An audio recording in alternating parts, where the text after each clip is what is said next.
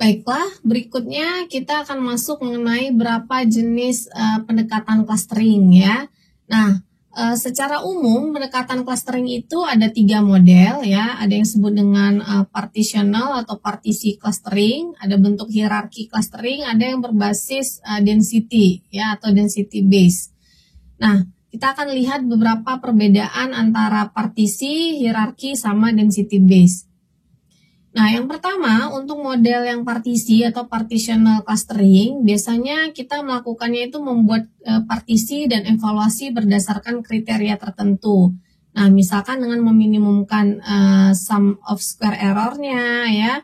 Nah, ini metode-metode klasik clustering yang paling umum dipakai itu salah satunya contohnya seperti K-means clustering, K-medoids, dan juga Clarence. Ini menggunakan konsep dari pendekatan partisi. Nah, contohnya bisa dilihat pada slide yang di bagian sebelah kanan ini ya. Jadi ini model cluster awal, kemudian nanti dilakukan proses iterasi ya, karena di partisi-partisi, jadi nanti bentuk cluster terakhirnya seperti ini ya. Nah, ini yang disebut dengan model bentuk partisi, karena dia membuatnya berdasarkan partisi atau melakukan evaluasi berdasarkan kriteria tertentu. Yang kedua, model hierarki. Ya, biasanya kalau model namanya hierarki, berarti kalau hierarki ya bentuknya pasti hierarki ya, bertingkat-tingkat.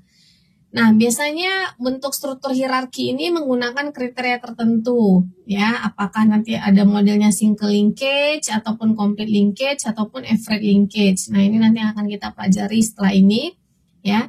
Contohnya bisa dilihat pada slide sebelah kanan. Jadi model hierarki itu ya dia pasti model strukturnya bertingkat ya, berhierarki. Jadi mengklasternya itu apakah lihat dari klaster keseluruhan dari atas, kemudian nanti secara lokal. Nah, ini berdasarkan dari pendekatan yang nanti akan digunakan.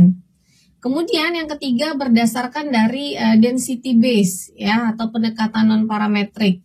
Nah, biasanya model pendekatan clustering density base ini selalu menggunakan konsepnya itu di mana grup di dalam data ini ya dianggap sebagai area kepadatan tinggi dari kepadatan PX, dan biasanya metode pengelompokannya ini berbasis kepadatan dan tidak memerlukan jumlah cluster sebagai parameter input. Nah, beda dengan model partisi atau model hierarki yang pertama kali kita harus menentukan berapa jumlah cluster yang pengen kita lakukan gitu ya. Nah, beda dengan density base, ini jumlah clusternya itu tidak diperlukan sebagai parameter input pertama dan biasanya tidak membuat asumsi tentang kepadatan yang mendasari dari nilai PX-nya ini atau biasanya variansi dalam kelompok yang mungkin ada di dalam data. Nah, jadi kalau kita lihat contohnya bisa dilihat pada slide ya yang sebelah kanan. Nah, jadi dia berdasarkan pengelompokannya itu connectivity ataupun fungsi densitivitasnya ya. Nah, berikutnya dalam perhitungan jarak. Nah, ada beberapa model yang bisa dilakukan dalam perhitungan jarak antar klaster ya, terutama yang dalam bentuk ini tadi hierarki ya, dalam bentuk hierarki, pendekatan clustering dalam bentuk hierarki. Salah satunya itu adalah single link ya. Nah, kalau single link ini biasanya diperhatikan itu adalah jarak terpendek antar elemen di dua cluster ya. Jadi dissimilaritasnya itu diperhatikan berdasarkan dari nilai minimumnya. Nah, kemudian ada complete linkage ya, atau yang diperhatikan itu adalah jarak terjauh antar elemen di dua cluster ya. Jadi nanti yang diperhatikan ini adalah dissimilaritasnya yang paling maksimum. Distance-nya ya, saya ulangi lagi, untuk yang single link ya, jarak terpendek antara elemen di dua cluster itu distance-nya sama dengan minimum dari minimum dari nilai jarak di antara titik-titiknya. Sedangkan untuk complete linkage yaitu jarak terjauh antar elemen di dua cluster yang mana distance-nya itu sama dengan nilai maksimumnya. Nah, sedangkan average ya berarti rata-ratanya ya. Kemudian sedangkan untuk yang sentroid itu biasanya jaraknya itu akan sama dengan jarak nilai sentroidnya. Sedangkan untuk nilai medoid yaitu jarak antara medoid, yang biasanya medoid ini kita sebut dengan nilai tengah, ya, dari suatu titik tengah klaster. Nah, ini distance-nya itu akan sama dengan distance dari medoid masing-masing antara medoid satu dengan medoid yang lainnya. Nah, istilah apa saja yang perlu diketahui dalam berbagai bentuk clustering? Yang pertama itu centroid. Apa itu centroid? Jadi di dalam clustering itu ketika kita punya beberapa data, ya, kita punya beberapa data. Oke, kita pengen mengelompokkan beberapa data ini. Nah, centroid ini adalah titik pusat cluster. Jadi ketika kita ingin membuat dalam dua cluster, misalkan ya, ini ada data di cluster pertama, misalkan masuk di sini.